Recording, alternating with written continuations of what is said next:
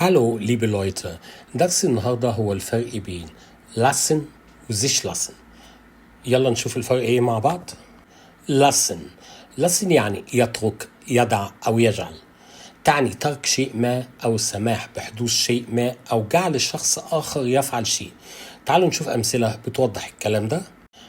Ich lasse das Buch auf dem Tisch. أترك الكتاب على الطاولة أو على الترابيزة.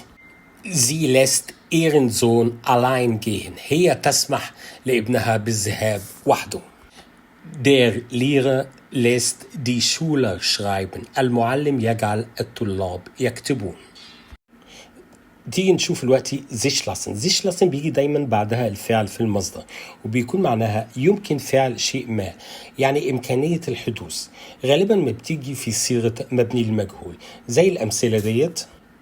Das Problem lässt sich lösen. المشكلة يمكن حلها. أو die Tür lässt sich nicht öffnen. يعني الباب لا يمكن فتحه.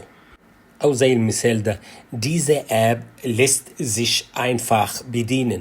هذا التطبيق سهل الاستخدام.